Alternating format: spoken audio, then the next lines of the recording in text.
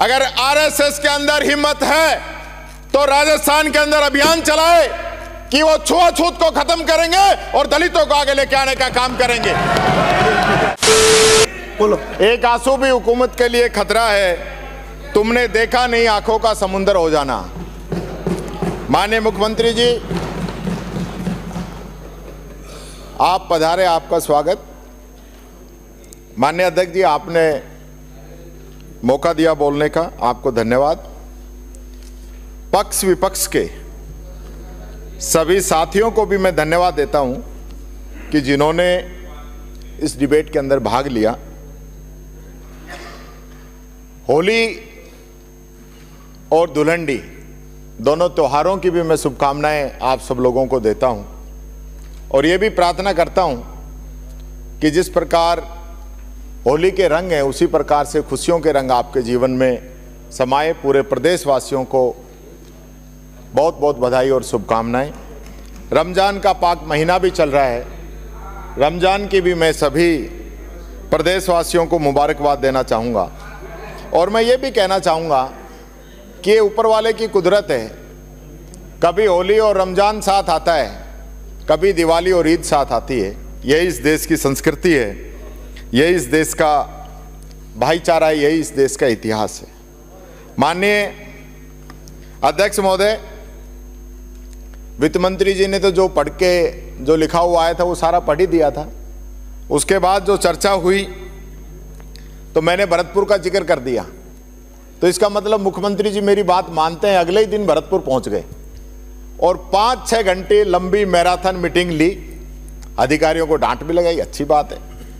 लेकिन अगले ही दिन यहां पे भरतपुर के सदस्य के खिलाफ ही विशेषाधिकार हनन का प्रस्ताव आ गया। या ये आपकी कार्यप्रणाली का नमूना है कि किस प्रकार से आपकी सरकार जो है काम कर रही है। मैं आदरणीय अध्यक्ष महोदय, आपकी अनुमति से यह भी कहना चाहूंगा कि राजस्थान के विधानसभा के इस गौरवशाली इतिहास के अंदर कई नियम कानून बने और ऐसा ही एक नियम कानून माननीय सदस्यों के विशेषाधिकार का बना। काफी बार उसको और मजबूत करने का काम किया गया, लेकिन अध्यक्ष महोदय, आज आपके इस आसन पे विराजते हुए माननीय सदस्यों के अधिकारों का जो हनन हो रहा है,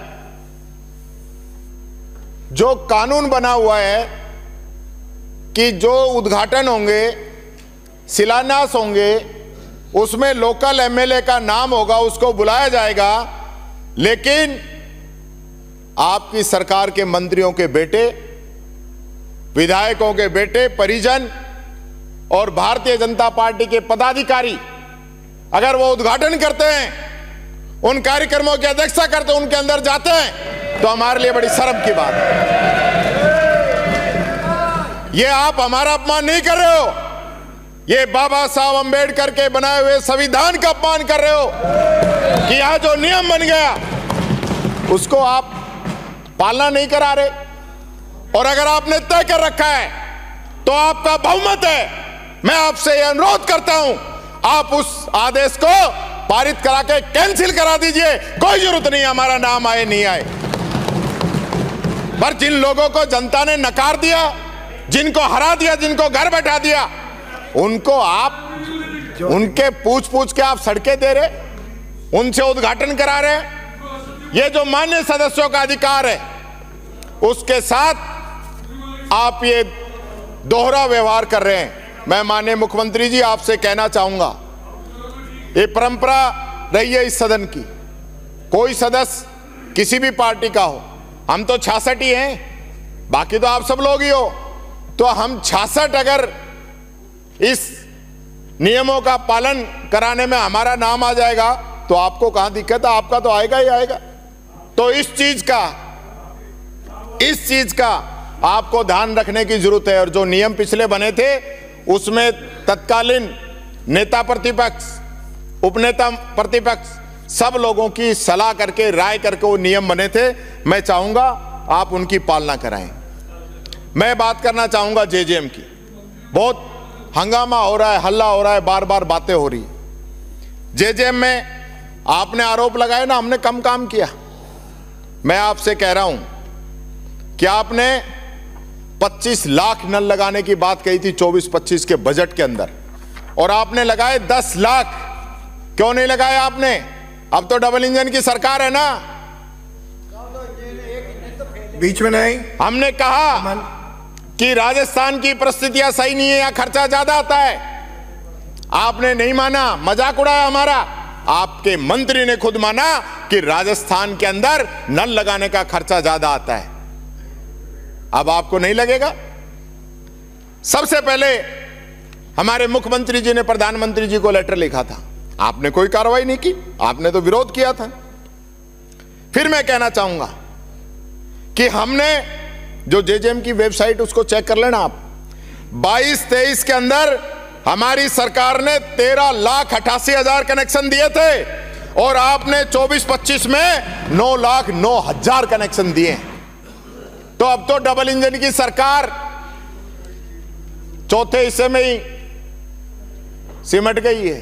यह बात मैं कहना चाहूंगा, आपसे सवाया काम हम लोगों ने किया है। आप बहुत बात कर दो कि राजस्थान पिछड़ा रहा और आप लोगों ने काम नहीं किया, बजट का पूरा उपयोग नहीं किया। राजस्थान में जब हमारी सरकार थी 22-23 में, जब हमने 13,88,000 कनेक्शन दिए, तो मध्य प्रदेश जहां आपकी सरकार है 8,90,000 कनेक्शन दिए। ये स्थिति है। और इसी प्रकार से 23-24 के अंदर जब 12,17,000 कनेक्शन हमने दिए, तो एमपी ने दिए 11,30,000 कनेक्शन। ये आपकी हकीकत है। बातें आप कर लो। मैं एक बात आप लोगों से करना चाहूंगा। आप लोगों ने तय कर लिया, टारगेट कर लिया, कांग्रेस के जो लोग हैं उनको जमा दूंगा, चिंता मत करो तुम। जिनको विचारधारा की वजह से आपने टारगेट करना शुरू कर दिया, बोर्ड निगम के अध्यक्ष उपाध्यक्षों से इस्तीफे मांगने शुरू कर दिए, जो न्यायिक प्रक्रिया से थे उनकी सुविधाएं हटानी शुरू कर दी आपने। और यही नहीं, कांग्रेस के प्रधान, कांग्रेस के चेयरमैन, उनको टारगेट कर करके राजस्थान के अंदर हटाया जा रहा है। ये बाबा साहब अंबेडकर के बनाए हुए संविधान का आप लोग अपमान कर रहे हो। मैं सीधा आरोप लगाता हूं आप लोगों के ऊपर। और आपका डिपार्टमेंट प्रधान को कोटा के अंदर 1 महीने का नोटिस देता है कि 1 महीने के अंदर आपको जवाब देना है। मात्र 29 सेकंड के बाद में वो ऑर्डर जारी करता है उसको निलंबित करने के। ये आपके शासन का तरीका है, नजरिया है। इस प्रकार से काम करते हो आप लोग। ये बात मैं आप लोगों से कहना चाहूंगा। यहां तक कि अगर कोई कोर्ट का आदेश लेके भी वापस आ जाए, कोर्ट के आदेश भी लेके आ जाए, तो उसको भी आप। मेरा आग्रह है कि आज वित्त विधेयक और विनियोग विधेयक पर बहस है, उस विषय पर कोई विषय साहब, तो कोई विषय, मैं विषय से बाहर नहीं हूं, मैं विषय से बाहर नहीं हूं, मैं विषय से बाहर नहीं हूं। यह बात मैं कहना चाहूंगा। आपने यानी कोर्ट के आदेश के बावजूद भी उनके निलंबन आप रद्द नहीं कर रहे हो। ये काम रह गया आपका। और यही नहीं, विश्वविद्यालयों में, कॉलेजों में जो प्रिंसिपल लगे हुए हैं, एचओडी लगे हुए हैं, उनको डायरेक्टरों में आप लोग बदल रहे हो। जयपुर की यूनिवर्सिटी के अंदर क्या हो रहा है, प्रोफेसर निमाली सिंह के साथ क्या हो रहा है, सिर्फ उसने राहुल गांधी की मीटिंग करा दी स्कूटी की, तो आपने उसके लिए कोर्ट के आदेश नहीं मान रहे हो। यह हालत है आपकी। यह बात मैं आपको कहना चाहूंगा।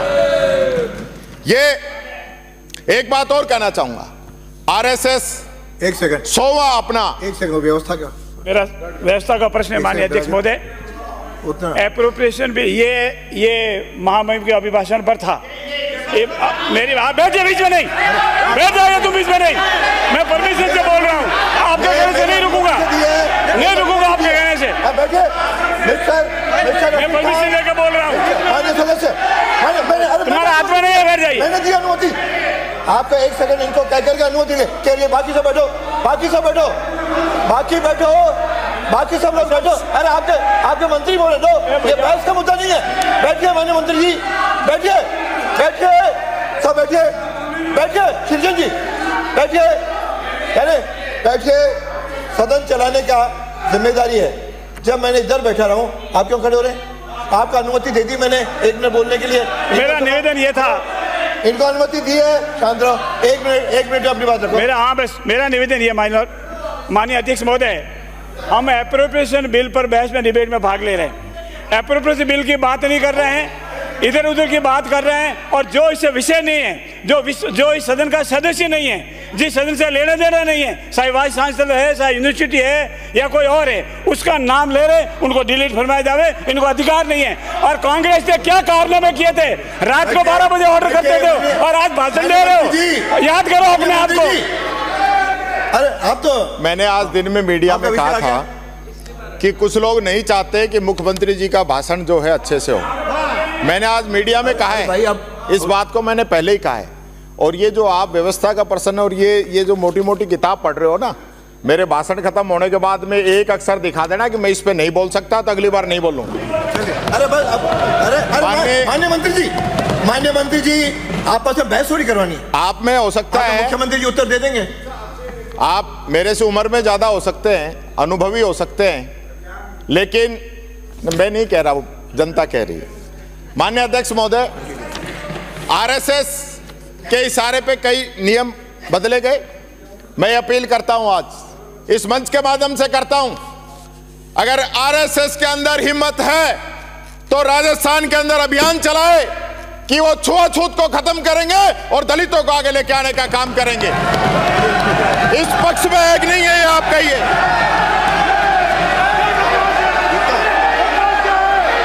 अच्छी बात है, अगर तो दलितों के पक्ष में नहीं हो,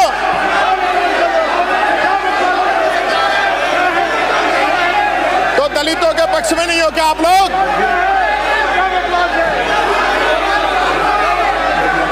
मुझे खुशी होती आप सब लोगों का समर्थन मुझे मिलता। आप संगठन का नाम सोच समझ के ले, नहीं तो मेरे को याद हटाना पड़ेगा। मुझे खुशी होती कि आप सब लोग समर्थन करते कि इस देश के संविधान में छुआछूत को मिटाने का प्रावधान किया गया है, तो हम उसके अंदर सहयोग करेंगे। आप सब खड़े होते तो मुझे खुशी होती।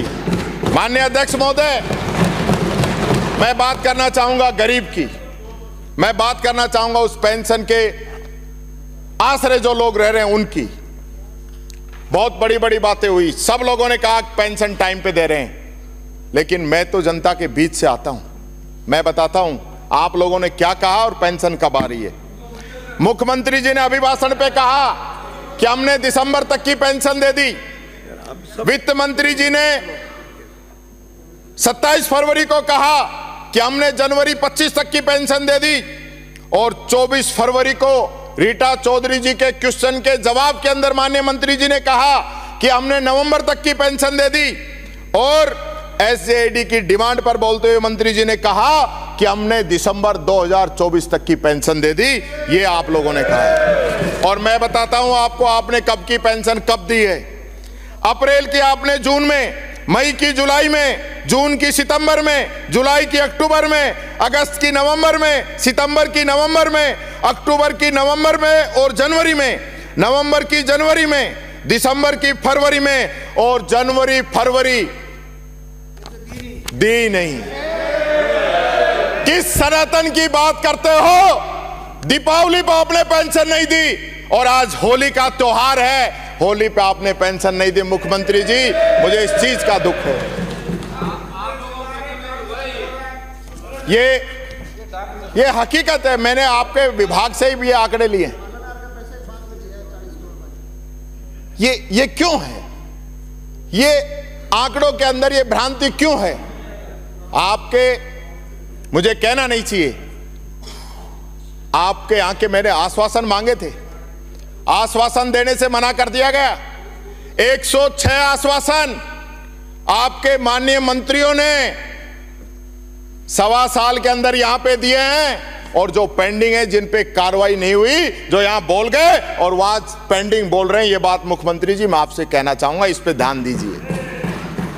आपने गेहूं खरीद की बात करी, कितनी गेहूं खरीद रहे हैं आप? सरसों बाजार में आ रही है, सरसों खरीदने की व्यवस्था नहीं, और गेहूं अभी आया नहीं, आपने कांटे लगवा दिए। क्यों भाई? क्योंकि सरसों जो है वो 5900 की जगह 5500 बिक रही है, और गेहूं का समर्थन मूल्य से ज्यादा बाहर बाजार में भाव है। तो एक खाली दिखावा क्यों कर रहे हो आप लोग? दिखावा करने से काम नहीं चलेगा। आप सरसों की खरीद करवाइए, कोई फसल हो कोई मतलब नहीं है किसान के लिए। आपने कहा 12,000 देंगे, और आपने अपनी घोषणा में कहा, अब वो 58% में वो यस है या नो है, ये मेरी समझ से बाहर है। हजार रुपए बढ़ा रहे हो आप, तो किसान की तो गलती नहीं है। गेहूं के समर्थन मूल्य की आपने कही कि हम 2700 देंगे, आपने 150 रुपए बढ़ाकर तीसरी कर ली। क्यों भाई? 2700 कौन देगा? हाँ, तो आपने करिए उनको 2700 देने की। जिस समय आप देंगे उस समय तो ऑटोमेटिक रेट बढ़ गए होंगे, किसान को तो इसका फायदा ही नहीं मिला। यह बात माननीय मुख्यमंत्री जी मैं कहना चाहूंगा। न पानी मिल रहा है, न एमएसपी पे खरीद हो रही है, न किसान सम्मान निधि मिल रही है। यह हालत आप लोगों ने कर रही है। और मूंगफली के लिए तो जो हालत है आप सबके सामने, किसान धरने पे बैठे हैं। जहां गर्मियों में पानी की रोक होती थी, आपने तो जनवरी फरवरी में ही वहां पे रोक लगा दी किसानों के लिए। तो फसल बर्बाद हो जाएगी। उन किसानों के बारे में भी सोचना। आप बार बार कहते हैं कि मैं किसान का बेटा हूं, किसान का बेटा हूं, इसलिए मैं कह रहा हूं। नहीं, मेरे को कभी हो सकता है जमाबंदी चेक करानी पड़ जाएगी, ये चक्कर पड़ जाएगा फिर। माननीय अध्यक्ष महोदय, आईफा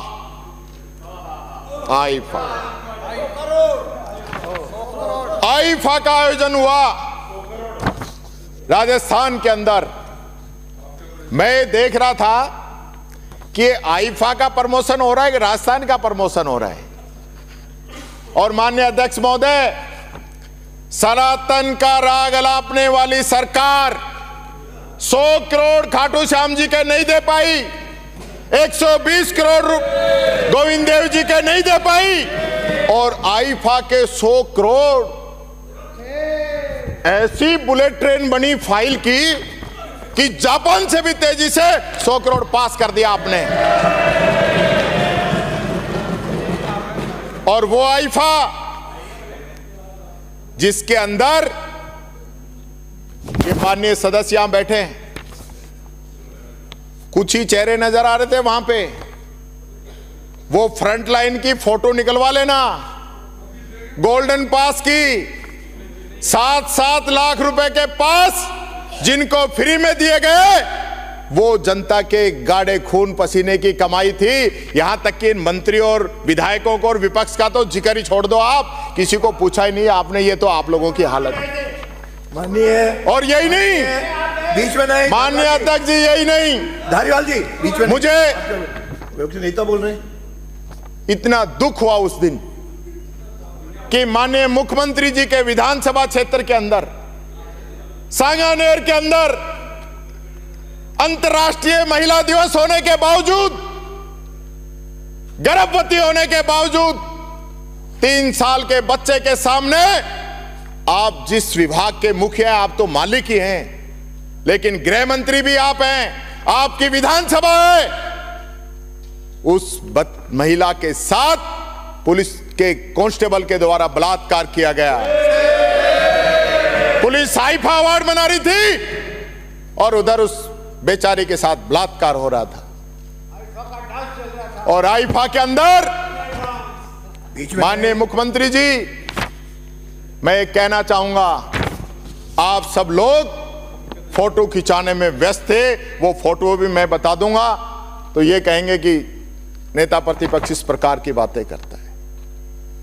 हमें क्या लाभ हुआ राजस्थान को आईफा से? कितने बड़े स्टार आए, किसी भी टूरिस्ट स्थल पे वो गए, एक भी स्थान पे नहीं गए।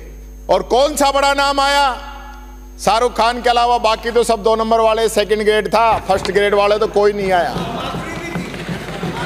माधुरी, अब आजकल सेकंड में ही है, समय गया माधुरी दीक्षित जी का। वो दिल बेटा फिल्में जब थी, जब माधुरी दीक्षित थी, पर आज जो बड़े बड़े फिल्म स्टार जो आने चाहिए थे कोई नहीं आया। अमिताभ बच्चन ही नहीं आया तो फिर क्या आया। और एक बात और कहना चाहूंगा, आपने सोनू निगम को नहीं बुलाया। यानी ऐसा एक महीने में क्या हो गया कि राजस्थान राइजिंग में तो आपने सोनू निगम को बुला लिया, और इतना बड़ा आयोजन जो फिल्म इंडस्ट्री का ही हो रहा था उसमें सोनू निगम नहीं बुलाया। सोनू निगम को भी बुलाना चाहिए था। अच्छा गाता है सोनू निगम, उसका भी आप लोगों को मैं समझता हूं बुलाना चाहिए था। ऐसा नहीं होना चाहिए कि हम लोग कोई मान लो हमारी किसी बात पे काट कर दे या हमें कोई सुझाव दे दे, उसको हम नहीं माने, उसका आगे से रास्ता नहीं बंद करना चाहिए। मैं 2 लाइनें आपको रामचरितमानस की सुनाना चाहूंगा कि सचिव वैद गुरु तीनी जो प्रिय बोलनी भय आस, राज धर्म तन तीनी कर होई बेगी नास। यानी कि यदि मंत्री वैद गुरु भय लाभ से सत्य ने बोलकर मीठी बातें करे तो राज्य, शरीर और धर्म तीनों का शीघ्र नाश हो जाता है। तो ये जो चारों तरफ लोग आपको जो मीठी मीठी बातें कर रहे हैं ना, इनकी बातों में आने की जरूरत नहीं है। मुख्यमंत्री जी, जनता के बीच में जाइए। आजकल मुख्यमंत्री निवास के दरवाजे गरीबों के लिए तो बंद ही कर दिए। बताए ओटीएस के अंदर आप जनसुनवाई करते थे, मेरी सुन लो पूरी बात, फिर आप खुद ही मेरे पक्ष में आ जाओगे। लेकिन जब से आप सिविल लाइन शिफ्ट हुए, आपने तो जनसुनवाई करनी बंद कर दी। 2 अफसर बैठा रखे हैं, वो ऑफिसर मिलते हैं तो ऑफिसर तो जिलों में बैठे हैं, तहसीलों में बैठे, वो वही मिल लेंगे। लोग आपसे मिलने आते हैं कि हम मुख्यमंत्री जी के पास जाएंगे, किसान के बेटे के पास हमारी अरदास लगाएंगे, वहां हमारी सुनी जाएगी। लेकिन आम जनता के लिए दरवाजे बंद हैं और खास लोगों के लिए दरवाजे खुले हैं। और एक बात कहना चाहूंगा, आपने वहां से जो दिव्यांगजन आते हैं उनके लिए वहां से कोई साधन की व्यवस्था नहीं है। मैं आपसे निवेदन करूंगा कि 22 गोदाम से मुख्यमंत्री निवास तक कोई इलेक्ट्रिक व्हीकल या कोई भी साधन की व्यवस्था करवा दीजिए। आप अलग अलग प्रदेश के जिलों से आते हैं लोग, उनको व्यवस्था होनी चाहिए। और आप अगर नहीं करवाएं तो मेरे को इजाजत दे देना, मैं करा दूंगा, क्योंकि मेरे तो स्टाफ का मामला है, मेरे तो साथी भाई हैं, मेरे से उनका दुख देखा नहीं जाएगा। ये बहुत गंभीर विषय है माननीय मुख्यमंत्री जी, ये बात मैं आप लोगों से कहना चाहूंगा। फोटो की चर्चा नहीं करूं तो ही ठीक है। बड़ी चर्चाओं में है कि आईफा के जो बैनर पोस्टर उनमें फोटो किसकी थी और कार्यक्रम में तवज्जो किसकी थी, वो तो आप सब लोग जानते हैं, ये बात मैं नहीं कहना चाहूंगा। माननीय मुख्यमंत्री जी, सुना है आप कोई यूट्यूब चैनल लेके आ रहे हैं, 8-10 करोड़ रुपए की लागत से, बड़ा मामला है, और वो आप जिला लेवल तक पता नहीं कहां लेके जाएंगे। तो वो बीजेपी का चैनल रहेगा या सरकार का चैनल रहेगा? उसमें हमारा भी कोई हिस्सा रहेगा कि नहीं? एक आधी न्यूज आएगी या नहीं आएगी, ये मैं आपसे पूछना चाहता हूं। माननीय अध्यक्ष जी, आज सरकारी चैनल जो हैं,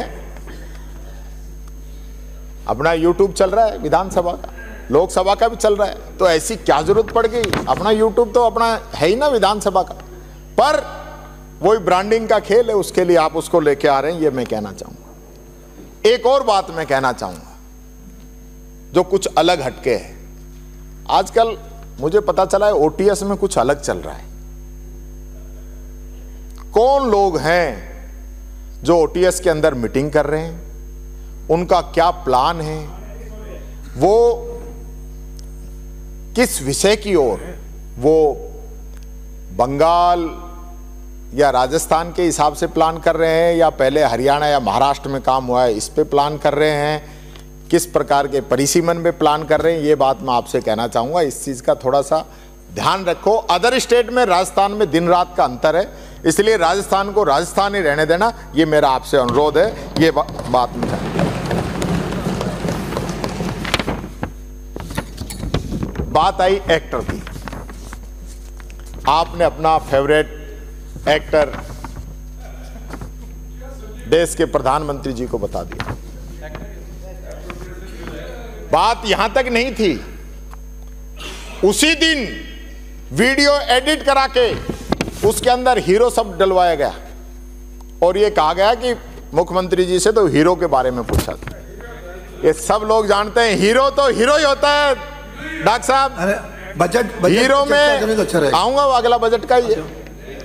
हीरो में कह दिया, हीरो में और एक्टर में मुख्यमंत्री जी बैठे हैं तो अंतर है। अरे जब सीएम साहब बैठे हैं तो आपको बीच में नहीं, नो हीरो, नो, मैंने कह दिया हीरो जनप्रतिनिधि भी हो सकता है, हीरो अधिकारी भी हो सकता है, हीरो सेना का जवान भी हो सकता है, हीरो तो एक खिलाड़ी भी हो सकता है, लेकिन एक्टर तो एक्टर ही होता है। आपने कहा उसके लिए आपको धन्यवाद। ये बात मैं कहना चाहूँगा।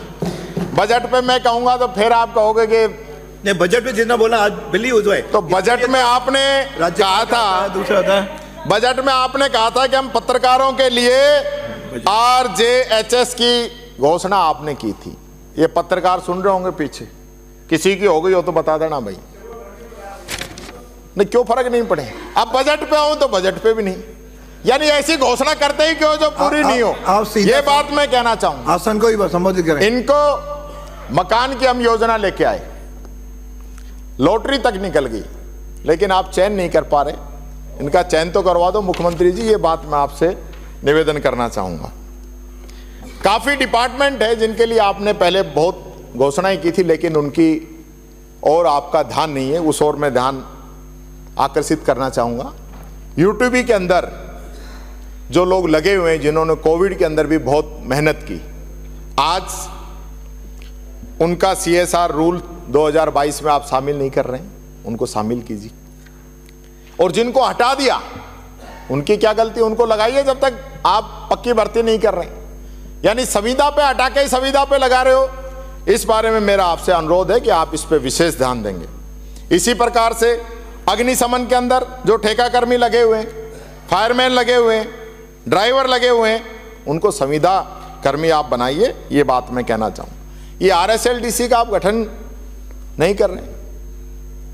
RSLDC के लिए तो आप ही की सरकार में आप लोगों ने बहुत बड़ी बड़ी आवाज उठाई थी। तो अब ऐसा क्या होगा कि राज बदलते ही उधर तो ये बात थी, इधर ये, यानी कि हमारे समय में तो RPSC भंग होनी चाहिए और आपका राज आ गया तो 1.25 साल से RPSC पे चर्चा ही नहीं। आप लोग कह रहे हो कि अब पेपर लीक नहीं हो रहे। कानून किसने बनाया? देश के अंदर सबसे पहले पेपर लीक के विरुद्ध कानून अगर किसी ने बनाया है तो हमारी सरकार ने बनाया है, जिसकी वजह से इस पे लगाम लगी है। आपका भी कोई रोल नहीं है, ये मैं बात बताना चाहूंगा। इसी प्रकार से जो प्लेसमेंट एजेंसियों के माध्यम से कार्मिक लगे हैं, उनको भी आप संविदा पर नियोजित किए जाने को समाप्त करें और उनको राजकीय कर्मचारी जो हैं उस हिसाब से आप इनका चयन करें। इसी प्रकार से 104 और 108 के जो ड्राइवर हैं उनकी बात मैं कहना चाहूँगा। SDRF के कर्मचारी हैं, इतनी गहराई तक बेचारे जाते हैं। भारत सरकार ने भी उनके लिए अनाउंस किया है अलग से विशेष भत्ता, छत्तीसगढ़ के अंदर, उत्तराखंड के अंदर, लेकिन हम लोग नहीं कर पा रहे हैं। मैं निवेदन करूंगा आप इनको कीजिए। आपने कंप्यूटर अनुदेशक ठेके पे ले लिए, RTE का आप भुगतान नहीं कर रहे, पुराने रेट पे कर रहे हो, उनके रेट बढ़ाने की जरूरत है, ये निवेदन करना चाहूंगा। बहुत जगह राजस्थान के अंदर कुलपतियों पे अलग अलग प्रकार के आरोप लग रहे हैं। मैं किसी को इंगित नहीं करूंगा, लेकिन मैं उम्मीद करूंगा कि माननीय मुख्यमंत्री जी इस दिशा में आप सही फैसला लेंगे सही निर्णय लेंगे, जो दोषी है उनके खिलाफ आप कार्रवाई करेंगे, ये मुझे उम्मीद है। राजीविका के अंदर जो समूह का गठन नहीं हो पा रहा है, उनको मानदेय नहीं मिल रहा है, उनको मानदेय देने का आप काम करेंगे। आशा सहयोगिनी है, उनके संविदा रूल्स 2022 के अंदर शामिल करेंगे, ये बात मैं आपको कहना चाहूँगा। आपने हमारे राजीव गांधी युवा मित्रों को हटा दिया, अब आप अटल प्रेरक स्कीम लेके आ रहे हैं। काफ़ी राजीव गांधी युवा मित्र सुसाइड तक कर चुके हैं। माननीय अध्यक्ष महोदय, बहुत गंभीर विषय है। उनकी सेवाओं को देखते हुए हमने तो ये भी हमारी तरफ से ही आपको प्रपोजल दिया था कि राजीव गांधी प्रेरक की जगह अटल प्रेरक आप कर लीजिए, तो अटल प्रेरक तो आपने कर लिया, तो अब उसमें आप इन लोगों को प्राथमिकता से इसके अंदर नियुक्ति दें, ये अपील मैं आप लोगों से करना चाहूँगा। एक मैस भत्ता हर बार बढ़ता है पुलिसकर्मियों का, पर हमारी सरकार बढ़ाती है, आपकी सरकार आती है तो बढ़ाती नहीं। इनका मैस भत्ता बढ़ाइए, और जो प्रमोशन का जो मामला इनका चल रहा है, कांस्टेबल से लेकर इंस्पेक्टर तक का, वो बहुत इंपॉर्टेंट विषय है, इसको पूरा कराने की जरूरत है। लगभग प्रक्रिया पूरी है, कोई एक आध जगह ही कहीं दिक्कत आ रही है, आपका इंटरफेयर होगा तो इन लोगों का भला हो जाएगा। आज भी ये लोग काम तो उसी हिसाब से कर रहे हैं, लेकिन काफ़ी अंतर है इस चीज़ के अंदर। इस पर मैं समझता हूँ आप ज़रूर गौर करेंगे, ये बात मैं आपसे कहना चाहूँगा। इसी प्रकार से होमगार्ड के जवान हैं, 12 महीने की डिमांड कर रहे हैं काम की। आज इस महंगाई के युग में हमें उनको, मैं समझता हूँ 12 महीने उनको काम देना चाहिए, और उनका ESI PF भी अपने को उनका काटना चाहिए, ये बात मैं कहना चाहूँगा। रिक्को के अंदर आप कई विभागों के अंदर एमनेस्टी लेके आ गए, लेकिन रिक्को में नहीं आई। आप देखना, इसमें अगर कोई सुधार आप कर सकें तो मैं समझता हूँ इसमें भी आप लोगों को, आम जनता को इस चीज़ का फ़ायदा मिलेगा। अब मैं आता हूँ आपके माननीय वित्त मंत्री जी ने जो बात कही उस पे। आपने कहा कि आपके राज्य के 88,000 टैबलेट हमने बांटे थे। अच्छी बात है, क्योंकि आखिरी साल की घोषणा थी, हमारे समय में टेंडर वगैरह सब हो गए थे, लेकिन बांट नहीं पाए, आप लोगों ने बांट दिए, बहुत अच्छा, आपने बांट दिए। लेकिन हमने जब महिलाओं को स्मार्टफोन बांटने शुरू किए तो 35 लाख स्मार्टफोन तो हमने बांट दिए थे। आप एक महिला वित्त मंत्री होते हुए महिलाओं के लिए स्मार्टफोन जो बट रहे थे उन पे आपने रोक लगा दी।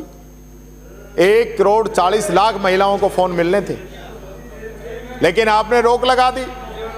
वो महिलाओं के लिए 3 साल के इंटरनेट के साथ उस चीज को हमने दिया था। और Indian council for research on international economic relations, the internet and mobile association of India और भारत सरकार के IT मंत्रालय की रिपोर्ट है कि इंटरनेट यूजरों की संख्या 10% बढ़ने पर GDP में 1.08% की बढ़ोतरी होती है। इसलिए हमने बांटे थे। तो ये बात आपके समझ से बाहर है, मेरे को लग रहा है आप लोग नहीं बांटना चाहेंगे कि महिलाओं का उत्थान हो जाए। ये आपकी सरकार जहां आ रही है वहां आप महिलाओं को 2,000-2,500 दे रहे हैं, तो फिर राजस्थान में आप क्यों नहीं दे रहे?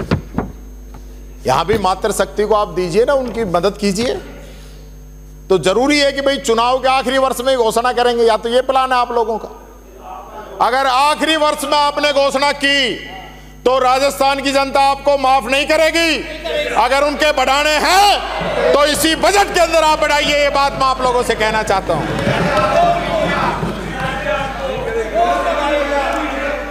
माननीय अध्यक्ष महोदय, वित्त मंत्री जी ने यह कहा था कि मैंने कोई आंकड़े गलत दिए। आप आंकड़ों को चेक करवा लीजिए। एक आंकड़ा क्राइम का था, वो जरूर मैं अपहरण बोल गया था, बलात्कार की जगह वो आंकड़े दे दी थी। इसके अलावा एक भी आंकड़े के अंदर कोई गलती नहीं है, ये आप चेक करा लेना। आपने कहा कि कैपिटल एक्सपेंडिचर आपने 2023 की तुलना में 44% बढ़ाकर 24-25 में 38,288 करोड़ कर दिया। पर आपने सच जो छिपाया ना वो मैं बताता हूं कि आपने कैपिटल एक्सपेंडिचर का बजट 44,216 करोड़ रखा था और उस पर आप 13% कम खर्च कर पाए हैं। तो अपनी जो कमी है उसको बताएंगे नहीं, क्योंकि आपका खर्चा 38,288 करोड़ ही हुआ है। ये आपकी कमी है, इसके अंदर आप बढ़ाई नहीं है। ये बात मैं आपसे कहना चाहूंगा, आंकड़े आप चेक करा लेना। हमारी सरकार ने 23-24 में कैपिटल एक्सपेंडिचर के लिए 38,061 करोड़ रुपए का प्रावधान किया। 4 महीना आपकी सरकार, 3 महीने आचार संहिता रहने के बावजूद 34,844 करोड़ रुपए हमने व्यय किए। यानी हमारी सरकार के 7 महीने और आपके 15 महीने में केवल 4,000 करोड़ का अंतर रहा है। यह है आपके 1.25 साल का सुशासन। अब जीडीपी पे आ जाइए आप।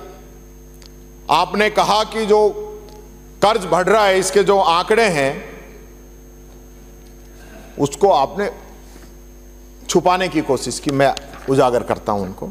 आपने 24-25 के लिए अनुमान लगाया कि स्टेट जीडीपी का 35.97% ही कर्ज होगा, पर रिवाइज एस्टीमेट में यह बढ़कर 37.65% निकल कर आ गया। यानी कि एफआरबीएम की कर्ज लिमिट 38.2 तक आप पहुंच गए। यही है लास्ट। इससे आगे गए तो पेनल्टी लगेगी आपको। आपने अनुमान लगाया कि स्टेट जीडीपी का 36.5% का कर्ज होने जा रहा है। जैसे पिछली बार आपने अनुमान से लगभग 2% ज्यादा कर्ज के रेशियो पे आप पहुंचे थे, वैसे ही अगर आप गणना करेंगे तो आप 38.5 की लिमिट को पार कर जाएंगे। और आप इस तथ्य को छिपा नहीं सकते कि आपकी सरकार ने 2 साल में ही 1.56 लाख करोड़ का बजट जो कर्ज है वो आप लेने जा रहे हैं। ये तो ऑन रिकॉर्ड है। और इसका मतलब यह है कि हर राजस्थानी पे 1 लाख का कर्जा आप उसके सर पे मांड के जा रहे हैं। ये बात मैं आप लोगों से कहना चाह रहा हूं। आपने डबल इंजन की ताकत की बात बताता हूं कि 25-26 में 85,716 करोड़ का हिस्सा केंद्रीय करों से मिलेगा, जो कि 23-24 से 17,653 करोड़ रुपए ज्यादा है। लेकिन यही अनुमान तो आपने पिछली बार भी बताया था, तो उसमें तो 2,000 करोड़ रुपए आप लोगों को कम मिले। ये बात मैं आप लोगों से कहना चाहूंगा। मैं ये भी कहना चाहूंगा कि नए फाइनेंस कमीशन की सिफारिश है कि केंद्र सरकार केंद्र के करों में राज्यों की हिस्सेदारी 41% से घटाकर 40% करे। अगर वो सिफारिश लागू हो गई ना तो राजस्थान का हिस्सा भी 1% और कम हो जाएगा, जो पहले ही कम मिल रहे हैं। ये बात माननीय मुख्यमंत्री जी मैं आपसे कहना चाहूंगा। स्टेट जीडीपी की जो बात कर रहे हो आप कि 24-25 के बजट की तुलना में 65,695 करोड़ रुपए की बढ़ोतरी हुई है, पर आपने ये छिपा लिया कि पिछली बार बजट में वादा किया था कि प्रदेश की जीडीपी 2025 तक 17,81,000 करोड़ रुपए हो जाएगी। तो इसका क्या हुआ? वहां तक पहुंची नहीं, 17,04,000 करोड़ ही पहुंची, 77,000 करोड़ रुपए कम रही। और आपके टारगेट से आपकी स्टेट जीडीपी 4% कम है। तो कहां ले जाओगे इस राजस्थान को? डबल इंजन कब काम आएगा, ये बात मैं कहना चाह रहा हूं। बोलो मत। अब राजस्व और राजकोषीय घाटा आप देख लीजिए। 24-25 के लिए राजस्व घाटा 4.1% रहा, जो एफआरबीएम की अनुमत सीमा में है। पर आपने ये नहीं बताया कि 24-25 के लिए स्टेट जीडीपी के राजस्व घाटे का अनुमान 3.9% लगाया है, जो कि 4.1% हो गया था मुख्यमंत्री जी। अभी आपने पिछले बजट में 25,758 करोड़ के राजस्व घाटे का अनुमान लगाया, पर आपने इसे 31,939 करोड़ पहुंचने का अनुमान है। यानी घाटे राजस्व घाटा आपके अनुमान से 24% ज्यादा जाएगा। आपने कहा राजकोषीय घाटा अनुमत सीमा में है, तो यह भी 70,000 करोड़ से बढ़कर 84,643 करोड़ से ज्यादा हो जाएगा। आपका राजकोषीय घाटा स्टेट जीडीपी के रेशियो में 1.4 से बढ़कर 1.9% हो गया, जो आपने जो अनुमान लगाए ना उन सबसे ज्यादा है। ये बात मैं आपसे कहना चाहूंगा। गृह राज्य मंत्री जवाब दे रहे थे कि एफआईआर हमारे समय में कम हुई। मैं कहना चाहूंगा, अभी मेरे से पहले भी एक साथी ने एक शेर यहां पे पढ़ा था कि तू इधर उधर की बात न कर, ये बता काफिला क्यों लुटा, मुझे रहजनों से गरज नहीं, तेरी रहबरी का सवाल है। मुख्यमंत्री जी, राजस्थान की जनता आपकी तरफ देख रही है कि आपके कांस्टेबल दलित महिला से बलात्कार कर रहे हैं और पुलिस उसकी एफआईआर दर्ज नहीं कर रही आसानी से।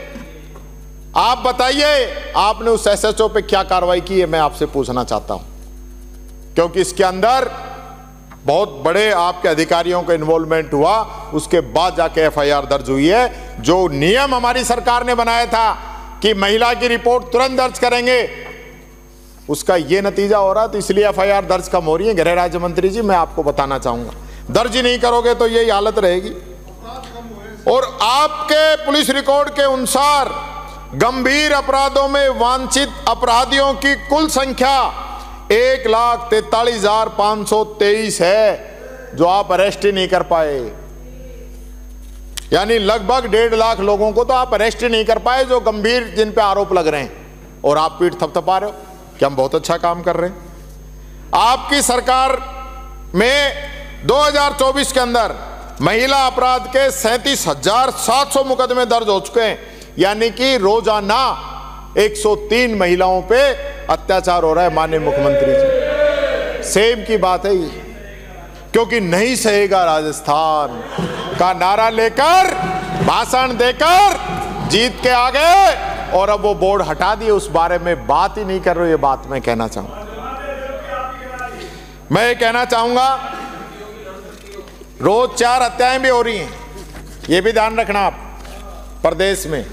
हाँ, इसी प्रकार से अपहरण के 10,629 मुकदमे 2024 के अंदर दर्ज हुए, यानी कि हर 1 घंटे में एक व्यक्ति का अपहरण हो रहा है। संसदीय मंत्री महोदय, हर 1 घंटे में एक व्यक्ति का अपहरण राजस्थान के अंदर हो रहा है, मुझे बताओ। ये बात मैं कहना चाहूंगा। और 1 साल के अंदर 7339 बच्चे लापता हुए हैं, जिसमें से 84% बच्चियां हैं। 501 बच्चे तो अब भी लापता हैं, जिसमें 451 बच्चियां हैं। क्या आपकी जिम्मेदारी नहीं बनती? उन बच्चों को कौन ढूंढ के लेके आएगा? लेकिन वो नहीं ढूंढना है, आईफा चल रहा है राजस्थान के अंदर। 22 की तुलना में 24 में दुष्कर्म के साथ हत्या के मामले 18.75% बढ़े हैं। 22 की तुलना में 2024 में नाबालिग से दुष्कर्म के मामले 10.12% बढ़े हैं, और 2024 के अंदर दुष्कर्म के साथ हत्या के 26.32% मामलों में अभी भी जांच पेंडिंग चल रही है। माननीय मुख्यमंत्री जी, कब करोगे आप जांच?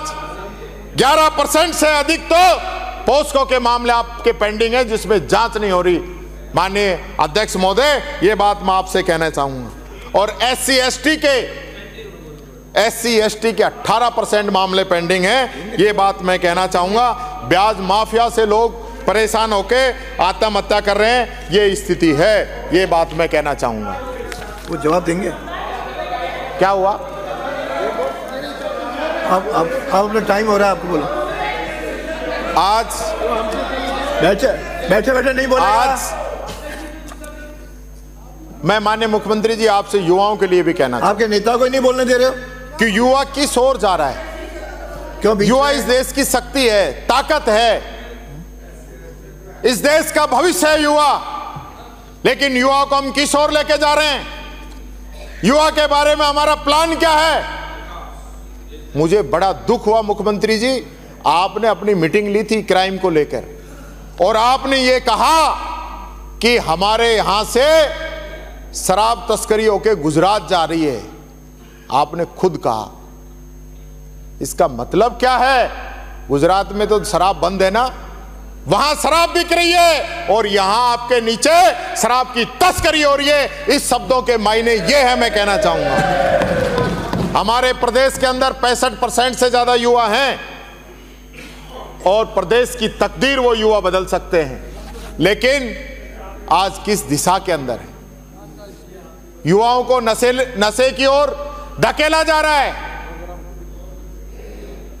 हालत यह हो गई है कि गली गली मोहल्ले के अंदर एक एक ठेली के ऊपर आपको नशा उपलब्ध है, नशा मिल सकता है, एक एक लोग जानते हैं, एक एक पुलिस का अधिकारी जानता है, लेकिन उस पर कार्रवाई हम लोग नहीं करना चाहते। क्या जयपुर के अंदर रात को कल कितने बजे तक खुल रहे हैं, कितने बजे तक हुक्का बार चल रही हैं, आपको पता नहीं है? प्रदेश की राजधानी के अंदर इस प्रकार का हो रहा है, तो हम दूसरे को क्या सीख देंगे? यह बात माननीय मुख्यमंत्री जी मैं कहना चाहता हूं। आज देश के अंदर अलग अलग प्रकार के माफिया, कहीं बजरी माफिया, कहीं भू माफिया, कहीं खनन माफिया और कहीं नशा माफिया, ये लोग पनप गए हैं। ये तो आप देख लीजिए 1.5 साल के अंदर किसने पनपाए। इनको वो पनपा रहे हैं जिनको मेरी बात पे ऐतराज है, ये बात मैं कहना चाहूंगा।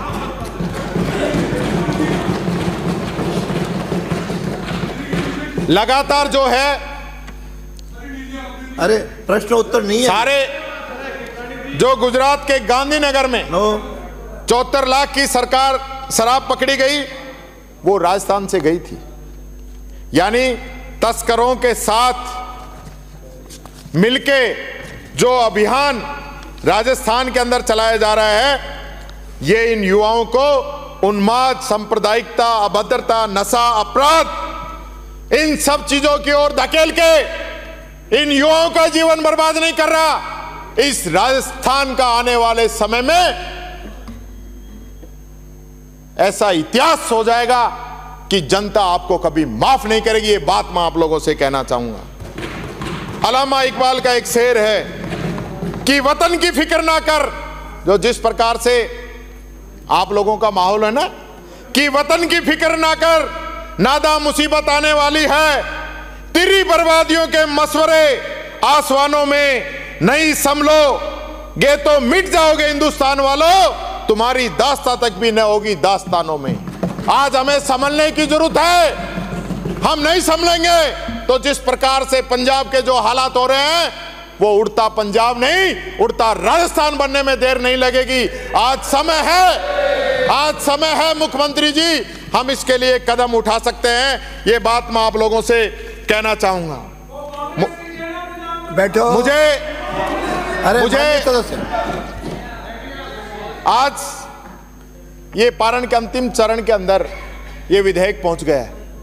काफी चर्चा हुई है, इस सदन की भी चर्चा हुई है, इस सदन के इतिहास की भी चर्चा हुई है, लेकिन इस बजट के अंदर सबको कुछ ना कुछ मिला होगा, पूरे राजस्थान के अंदर जाएगा, लेकिन हमें क्या मिला? इस सदन को क्या मिला? इस सदन की जो परंपराएं हैं वो भी आपको मिले, इसकी जो विरासत है उसको क्या मिला? इस पूरे चर्चा के दौरान कई प्रकार की बातें यहां पे हुई सदन के अंदर। मैं पुरानी बातों के अंदर नहीं जाना चाहूंगा, लेकिन हम आज भैरव सिंह जी शेखावत साहब को याद करते हैं कि उन्होंने किस प्रकार से यहां अपनी गौरवशाली परंपराएं छोड़ी। और यही नहीं, उन्होंने हरदेव जोशी, मोहनलाल सुखाड़िया जैसे नेता रहे। और माननीय अध्यक्ष महोदय, इस आसन पे भी नरोत्तम लाल जी जोशी, परशुराम मदेरणा, डॉक्टर सीपी जैसे सख्त लोग भी शासन के अंदर रहे और उन्होंने इसको गरिमामयी बनाने के लिए कई ऐसे उदाहरण उन्होंने पेश किए। लेकिन हम क्या लेके जा रहे हैं? ये लोकतंत्र का पवित्र सदन है, जहां हमें आगे बढ़ने की, इस प्रदेश की जनता की सेवा करने की एक ललक जो पैदा होनी चाहिए वो नहीं हो रही। मैं यहां भैरव सिंह जी शेखावत साहब रहे, उपराष्ट्रपति पद तक वो गए, लेकिन क्या हम लोग उनके साथ रह के भी उनके जीवन से प्रेरणा नहीं ले सके? उनके बताए हुए मार्ग पे नहीं चल सके? क्या हम हमारे शब्दों का चयन इस प्रकार से करें कि किसी दूसरे व्यक्ति की गरिमा, इस सदन की गरिमा पे आंच आए? ये बात नहीं होनी चाहिए। माननीय अध्यक्ष महोदय, मैं सदन के नेता से भी ये निवेदन करना चाहूंगा, मैं सदन के नेता से भी ये निवेदन करना चाहूंगा कि आज जिस प्रकार से कटुता, द्वेष, गतिरोध बढ़ता जा रहा है, वो नहीं बढ़ना चाहिए। इस सदन के अंदर कई बार इस प्रकार के क्षण आए हैं, लेकिन हमें सूझबूझता के साथ उस चीज का निर्णय करना चाहिए। हम लोकतंत्र के अंदर जो अपनी भागीदारी निभा रहे हैं, वो निभाते निभाते कहीं हम भूल जाते हैं कि भर जाता है गहरा घाव जो बनता है गोली से, पर वो घाव नहीं भरता जो बना हो कड़वी बोली से। माननीय अध्यक्ष महोदय, यहां जिस प्रकार से सदन की मर्यादाएं तार तार की गई, किसी धर्म विशेष को लेकर बात की गई, मैं बात करना चाहूंगा जलियांवाला बाग हत्याकांड। जब जलियांवाला बाग के अंदर अंग्रेजों के द्वारा 1500 निर्दोष हिंदुस्तानियों को मार के डाल दिया गया, जब पत्रकारों के सामने वार्ता हुई तो अंग्रेजों ने कहा कि ये लोग भाग रहे थे और भागते हुए गिर गए। उसके अंदर एक व्यक्ति का बेटा अब्दुल गफ्फार खान जिसका नाम था, उसने कहा कि मैं कहना चाहूंगा कि अगर एक भी पठान के पीठ में गोली दिखा दो तो हम इस स्वतंत्रता संग्राम से अपना नाम वापस ले लेंगे। 5 दिन तक अध्यक्ष जी पोस्टमार्टम चला और 76 पठानों के छाती पे गोलियां पाई। ये हमारा इतिहास, हमारे देश का इतिहास है। आप किस प्रकार से बात करते हो? अगर हम बात करें हल्दी घाटी युद्ध की, तो किस प्रकार से ये लड़ाई हिंदू मुस्लिम के नहीं थी, कह दिया जितना पर्याप्त। ये लड़ाई अब अपन सल्तनत की थी। मैं सही बता रहा हूं, जो लोग अपना इतिहास भूल जाते हैं ना, वो कभी समाज को दिशा नहीं दे सकते। हमें अपना इतिहास नहीं भूलना चाहिए, ये बात मैं कहना चाहूंगा माननीय अध्यक्ष महोदय। 5 मिनट। हसन खां मेवाती इस राजस्थान के लिए, इस देश की लड़ाई लड़ते लड़ते शहीद हो गया। हाकिम सूरी शहीद हो गया।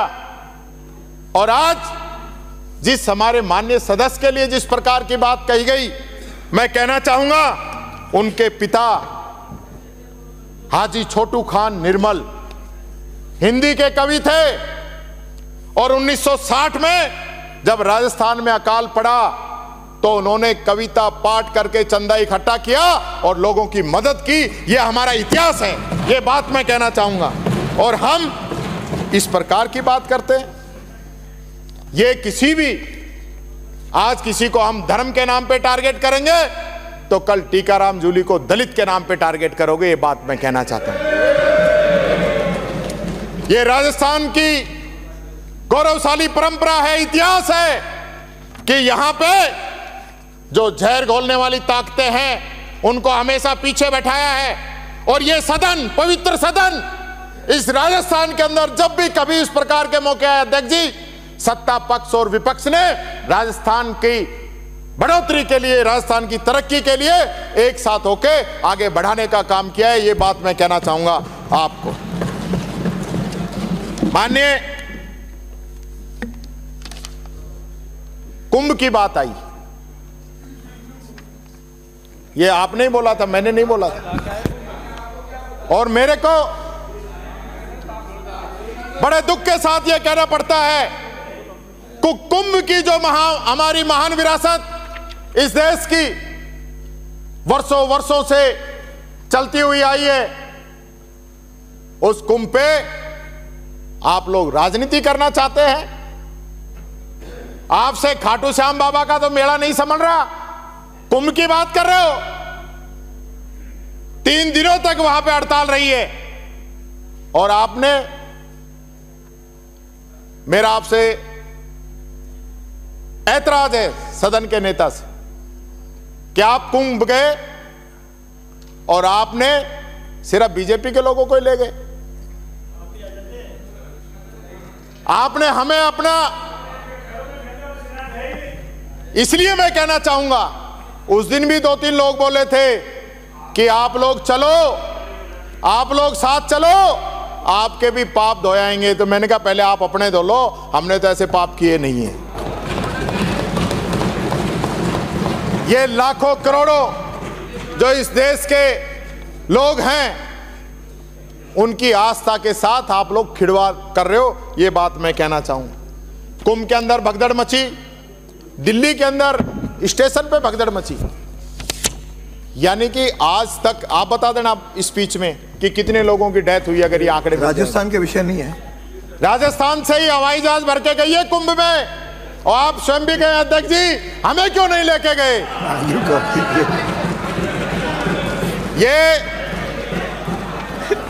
ये बात मैं इसलिए कहना चाहता हूं कि आप लोगों की जो मंशा है ना, वो साफ नहीं है।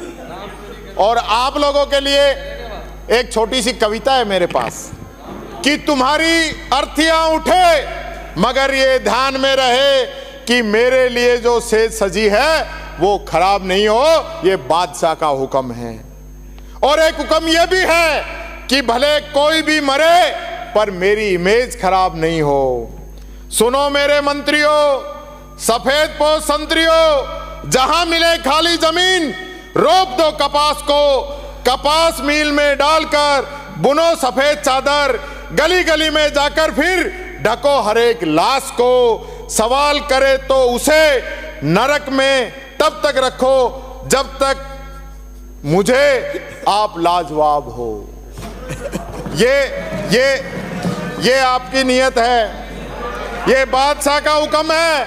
और एक हुक्म यह भी है कि भले कोई मरे मेरी इमेज खराब ना हो। खरीदो ड्रोन कैमरे, खिंचवाओ मेरी फोटो, दिखाओ उसको न्यूज पे, करो मेरा प्रचार फुल, कहीं दिखे जो दाग तो जबान से ही पोंछ दो, अगर ये ध्यान में रहे जबान पे हो लार फुल, निकाल कर किसी की रीढ़ भीड़ वो बनाओ तुम, वो जुल्म पे हिसाब पर कभी ना इंकलाब हो। ये बादशाह का हुक्म है। और एक हुक्म ये भी है कि मेरी इमेज खराब ना हो गया। जो सत्य हो वही दिखे, ना लाग ना लपेट हो, ना कोई पेड न्यूज हो, न झूठ का प्रचार हो, काट दे जो जुल्म को, जो चीर दे अनर्थ को, पत्रकार की कलम में ऐसी तेज धार हो, सलाख डालकर निकाल कर उछाल दो उसे, किसी की आंख में अगर ये बेहुदा सा ख्वाब हो। ये बादशाह का हुक्म है कि मेरी इमेज ना खराब हो। ये बात माननीय अध्यक्ष जी मैं कहना चाहूँगा। आज जिस प्रकार से एजुकेशन पे हमले बोले जा रहे हैं, एजुकेशन पे जो हमले बोले जा रहे हैं, उस पे मैं एक बात कहना चाहूँगा कि आप कह रहे हो इंग्लिश मीडियम जो है उनको स्कूलों को हम बंद करेंगे। गरीब का बच्चा हो गई बात नहीं साहब, मेरा टाइम बच रहा है, 5 मिनट इन्होंने खराब करी। जल्दी शुरू कर, 5 मिनट बोल लो। एक बहुत इंपॉर्टेंट ऐसी चीज है जो आप लोगों को शायद पता नहीं होगा कि यहाँ हमारे माननीय शिक्षा मंत्री जी स्कूल बंद करने में लगे हुए हैं। लगातार जो इस प्रकार की बातें कर रहे हैं, और उर्दू शब्द से तो इतनी भारी आपको चिढ़ है कि बस पूछो मत। पर मैंने पता करवाया कि दिलावर शब्द का अर्थ क्या होता है, इसकी मूल उत्पत्ति कहां है। तो दिलावर शब्द जो है अरबी मूल का फारसी शब्द है, ये बात मैं बताना चाहता हूं। अब आपको इसके लिए भी हो सकता है कोई कमेटी बैठानी पड़ जाए, ये बात मैं कहना चाहूंगा। आप संविधान से लगातार जो है छेड़छाड़ करने में लगे हुए हैं। संविधान का आर्टिकल 243U के मुताबिक नगर निकाय के कार्यकाल को न तो बढ़ाया जा सकता है और न घटाया जा सकता है, इसी प्रकार से पंचायती राज को। लेकिन आप अपने स्वार्थ के कारण, फिर मैं कहना चाहूंगा, संविधान को कमजोर कर रहे हो, संविधान को। और 3 बजट हो गए मेरे को पूछते हुए, ये भरतपुर के जिला प्रमुख के चुनाव कब होंगे ये तो आप बता दो मुख्यमंत्री जी। अभी पटवारी भर्ती हुई, यानी कमाल ही हो गए साहब। और ये तो उपचुनाव है, मेन चुनाव की तो बात ही छोड़ दो। आरक्षण के साथ जो छेड़छाड़ कर रहे हो ना, पटवारी भर्ती 2024 में 1733 पदों पर भर्ती निकली। एससी के लिए 16% के हिसाब से 277 पद होने चाहिए थे और एसटी के लिए 12% के हिसाब से 208 पद होने चाहिए थे। आपने दिए 229 और 175। क्यों भाई, ये कौन सा फार्मूला आप निकाल रहे हो? इसी प्रकार से हायर एजुकेशन के लिए 1648 पदों में एससी के लिए 260 और एसटी के लिए 194 पद होने चाहिए थे और आपने एससी के लिए 172 और एसटी के लिए 148 पद दिए। तो ये कैलकुलेशन कौन आदमी कर रहा है जो दलितों के, पिछड़ों के इसके साथ? और इससे पहले 153 बैकलॉग हमारे थे, तो उनके बारे में कहेंगे तो वो नहीं कहेंगे। वो 153 पद बैकलॉग में थे, उनको भी गायब कर दिया आपने। ना मत लो, बोल दो। इसी प्रकार से पशु चिकित्सक भर्ती में 900 पदों का रिजल्ट आया, एससी के 39 और एसटी के 63 आपने खाली छोड़ दी। कमाल है। ओबीसी का तो एक बार हो गया। माननीय इसी प्रकार से माननीय मंत्री जी, चतुर्थ श्रेणी भर्ती में आप 47,571 पदों में से ओबीसी के 714, एससी के 661, एसटी के 68 और एमबीसी के 40। इतनी संख्या आपने कम कर दी। यानी एसटी, एससी, ओबीसी, एमबीसी सबको ही लपेटे में ले लिया।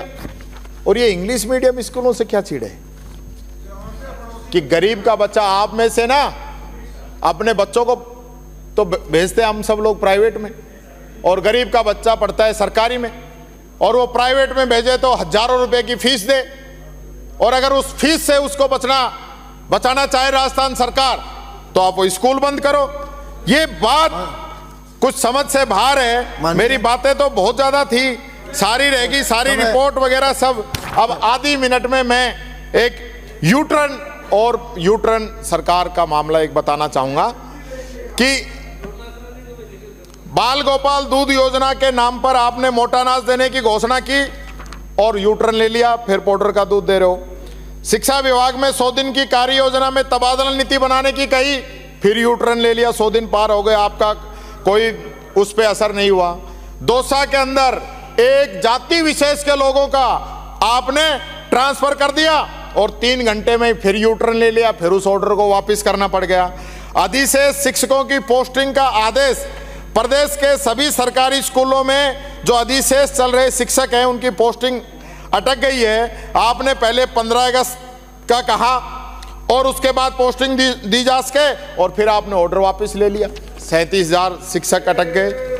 इसी प्रकार से अतिरिक्त विषय के डिग्रीधारियों को नियुक्ति का आदेश आपने मार्च में निकाला और उसके 10 दिन बाद ही फिर उसको वापस ले लिया, यूटर्न।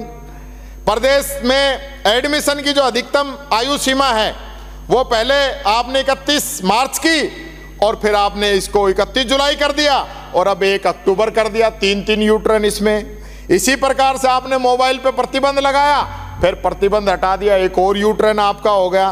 फिर आपने 1000 पदों पर विज्ञप्ति निकाली, इंटरव्यू के लिए 6 महीने बाद भी परिणाम जारी नहीं, सूचियों का कहीं अता पता ही नहीं है। ये बात मैं आपसे कहना चाहूंगा। प्रधानाचार्यों के पदों पर डीपीसी की काउंसलिंग जारी होगी, नहीं कर पाए, इसका आदेश आपने वापस ले लिया। व्याख्याता के 10,500 पदों पर डीपीसी करनी थी, उसके बाद तकनीकी कमी बताकर फिर आदेश वापस ले लिया। और चलो आपकी मान लेता हूं, इस यूटर्न सरकार और ये पूरा जो बजट और ये एप्रोप्रिएशन बिल जो है, ये सिर्फ इस प्रदेश की जनता को गुमराह करने के लिए खोखले हवाई जो दावे हैं वो यहां पे सरकार ने पेश किए हैं। इससे राजस्थान का जो भविष्य है वो मजबूत होने की बजाय कमजोर होगा। मैं इस बजट की, इस पूरे बिल की निंदा करता हूं। जय हिंद, जय भारत, राम राम। मैं